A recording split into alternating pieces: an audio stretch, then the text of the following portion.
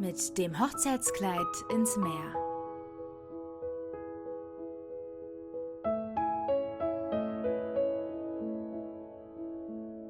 Der Regen prasselte auf meine Frontscheibe.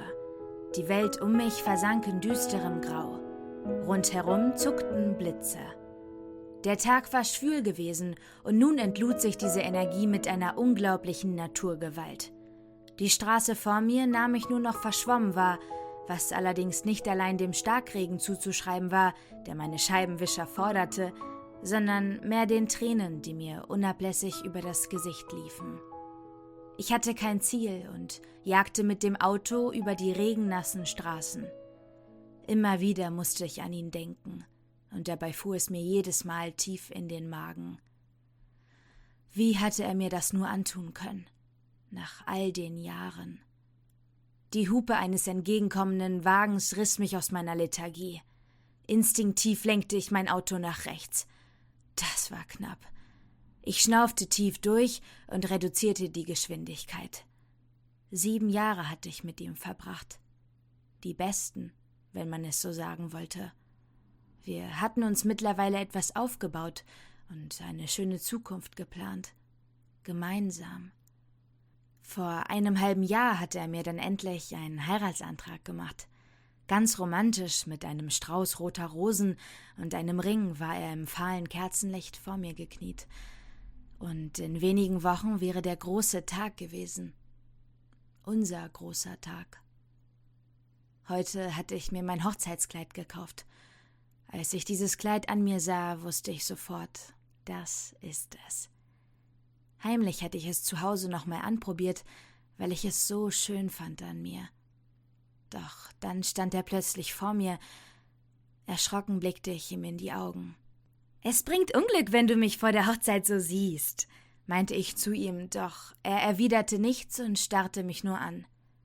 Diese Sekunden der Stille waren irgendwie gespenstisch, fast schon unheilvoll. »Nele ist schwanger«, gestand er schließlich. »Von mir.« »Was?« Seine Worte kamen nicht mehr richtig bei mir an, und trotzdem wusste ich sofort, was sie zu bedeuten hatten.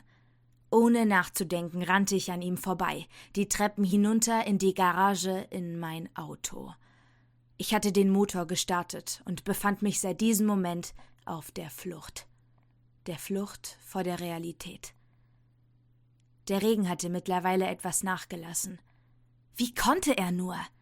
Nach all der Zeit und dann auch noch mit Nele, die nicht nur meine Trauzeugin war, sondern schon seit dem Kindergarten meine beste Freundin. Ich war mittlerweile 31 und hatte mich bereits darauf eingestellt, selbst bald mit der Familienplanung zu beginnen. Wir hatten uns eine gemeinsame Wohnung gekauft. Alles war so perfekt. Und nun sollte das nicht mehr sein? Ohne dass ich es gewollt hätte, stand ich schließlich am Fähranleger. Vielleicht hatte ich Glück und die letzte Fähre würde mich noch mit auf die Insel nehmen. Mit meinen Eltern hatte ich dort als Kind immer Urlaub gemacht. »Na, was ist denn mit dir los, Mädchen?« fragte mich ein älterer Mann, der mich auf die Fähre lotste. Erst jetzt wurde mir bewusst, dass ich mit meinem Hochzeitskleid, das ich noch immer trug, und mit meinen verheulten Augen wohl kein alltägliches Bild abgab. Für die Überfahrt setzte ich mich an Deck. Die Sonne hatte sich mittlerweile wieder ihren Platz zurückerobert. Der Wind blies mir ins Gesicht und trocknete meine Tränen. Langsam setzten die schweren Dieselmotoren das Schiff in Bewegung und auf einmal spürte ich wieder das kleine Mädchen in mir, das mit ihren Eltern hier ihre Ferien verbracht hatte. Was machte ich hier eigentlich? Ich würde auf dieser Insel die Nacht verbringen und wusste noch nicht mal, wo ich schlafen sollte.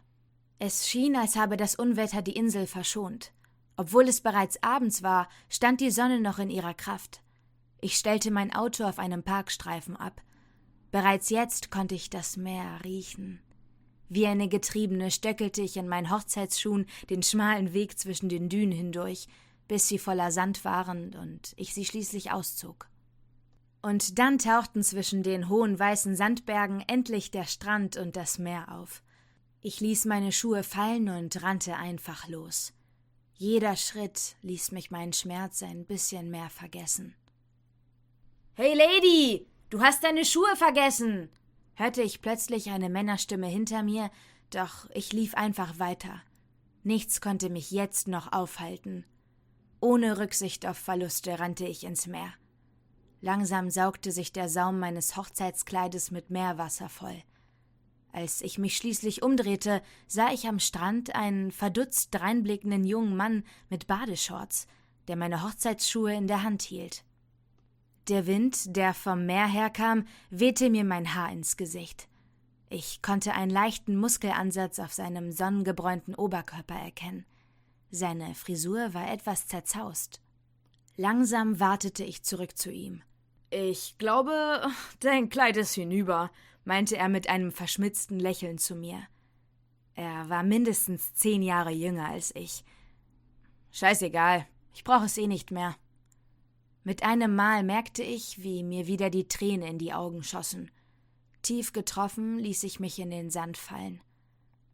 »Hat er dich vor dem Traualtar stehen lassen?« hakte der junge Mann nach und setzte sich neben mich. Die Sonne würde bald im Meer versinken. Ich war an einem Traumstrand und doch spürte ich wieder diese unendliche Traurigkeit. »Er hat mich mit meiner besten Freundin betrogen. Wir wollten bald heiraten«, schluchzte ich laut. »Leben ist das, was passiert, während du eifrig dabei bist, andere Pläne zu machen.« Ich musste kurz lächeln. Dieser Typ hatte doch noch keine Ahnung vom Leben. Trotzdem hörten sich seine Worte an wie die eines alten weißen Mannes. »Von welchem Kalenderblatt hast du denn diese Lebensweisheit geklaut?« zog ich ihn ein wenig auf. »John Lennon«, zwinkerte er mir zu. Genau in diesem Moment spürte ich den ersten Regentropfen auf meiner Haut und mir wurde wieder bewusst, dass ich keine Unterkunft für die Nacht hatte.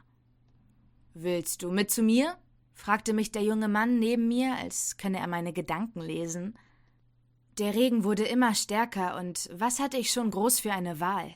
Schnell nahm ich den Saum meines Hochzeitskleides in die Hand und rannte hinter ihm her über den Strand, bis er direkt bei den Dünen vor einem alten Bulli stehen blieb. »Ist das dein Ernst? Ich dachte«, stammelte ich etwas irritiert. »Denk nicht so viel und komm schon rein, bevor du komplett nass bist«, meinte er schmunzelnd zu mir, während er schon im Inneren des Busses war. Schnell kletterte ich zu ihm. Was hätte ich auch anderes tun sollen? »Machst du hier Urlaub?« fragte ich ihn schließlich neugierig, während mein ausladendes Hochzeitskleid einen Großteil des Bullis ausfüllte.